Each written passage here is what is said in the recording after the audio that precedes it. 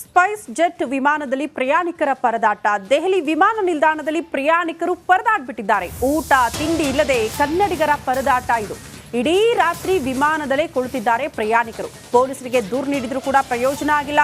ಶ್ರೀನಗರದಿಂದ ದೆಹಲಿಗೆ ಬಂದಿದ್ದ ಪ್ರಯಾಣಿಕರು ಪೈಲಟ್ ಇಲ್ಲ ಅಂತ ಸ್ಪೈಸ್ ಸಂಸ್ಥೆಯಿಂದ ಉತ್ತರ ನೀಡಲಾಗಿದೆಯಂತೆ. ನೋಡಿ, ಪೈಲಟ್ ಇಲ್ಲ ಅಂತ ಹೇಳಿದ್ದಾರಂತೆ.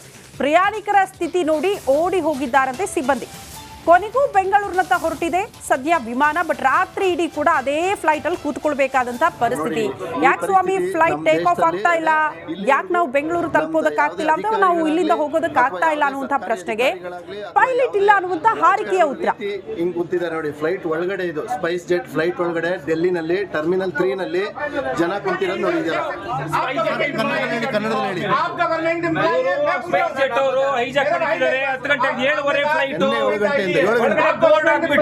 ಯಾರು ಗಂಟೆ ಆಗಿಂದ ಪೈಲಟ್ ಇಲ್ಲ ಅಂತ ಹೇಳ್ತಿದ್ದಾರೆ. ಇವರು ಸಾಫ್ಟ್ವೇರ್ ಮಾಡ್ತಾರೆ, ವಯಸ್ಸಾಗಿರೋರು ಮಕ್ಕಳು ಎಲ್ಲ ಇದ್ದಾರೆ.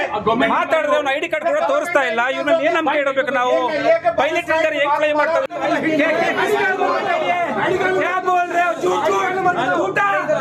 ನೋಡಿ ಇಲ್ಲಿ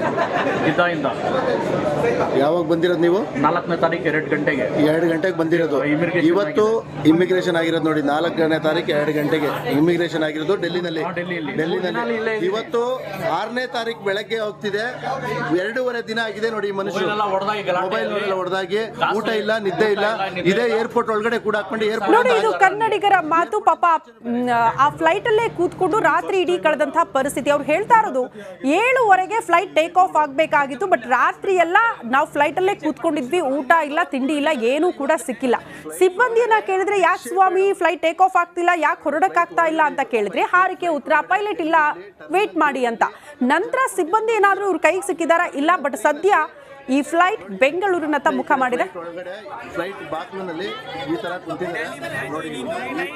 ಸ್ಪೈಸ್ ಜೆಟ್ ವಿಮಾನದಲ್ಲಿ ಪ್ರಯಾಣಿಕರ ಪರದಾಟ. ದೆಹಲಿ ವಿಮಾನ ನಿಲ್ದಾಣದಲ್ಲಿ ಪ್ರಯಾಣಿಕರು ಪರದಾಡ್ಬಿಟ್ಟಿದ್ದಾರೆ. ಊಟ ತಿಂಡಿ ಇಲ್ಲದೆ ಕನ್ನಡಿಗರ ಪರದಾಟ ಇದು.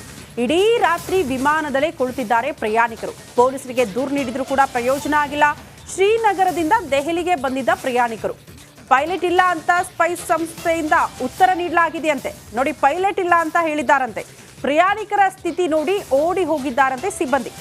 ಕೊನೆಗೂ ಬೆಂಗಳೂರಿನತ್ತ ಹೊರಟಿದೆ ಸದ್ಯ ವಿಮಾನ. ಬಟ್ ರಾತ್ರಿ ಇಡೀ ಕೂಡ ಅದೇ ಫ್ಲೈಟ್ ಅಲ್ಲಿ ಕೂತ್ಕೊಳ್ಬೇಕಾದಂತ ಪರಿಸ್ಥಿತಿ.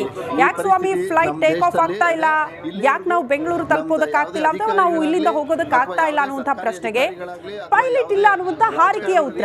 ಹಿಂಗ್ ಕೂತಿದ್ದಾರೆ ನೋಡಿ, ಫ್ಲೈಟ್ ಒಳಗಡೆ ಇದು ಸ್ಪೈಸ್ ಜೆಟ್ ಫ್ಲೈಟ್ ಒಳಗಡೆ ಡೆಲ್ಲಿನಲ್ಲಿ ಟರ್ಮಿನಲ್ 3 ನಲ್ಲಿ ಜನ ಕುಂತಿರೋದು ನೋಡಿದ್ದೀರಾ. ಕನ್ನಡದಲ್ಲಿ ಹೇಳಿ.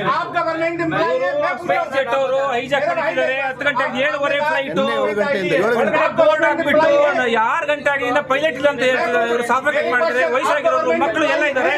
ಮಾತಾಡಿದ್ರೆ ಅವ್ನ ಐಡಿ ಕಾರ್ಡ್ ಕೂಡ ತೋರಿಸ್ತಾ ಇಲ್ಲ. ಇವ್ರಲ್ಲಿ ಏನ್ ನಂಬಿಕೆ ಇಡಬೇಕು ನಾವು? ಪೈಲಟ್ ಇದ್ದಾರೆ ಹೆಂಗ್ ಫ್ಲೈ ಮಾಡ್ತಾರೆ?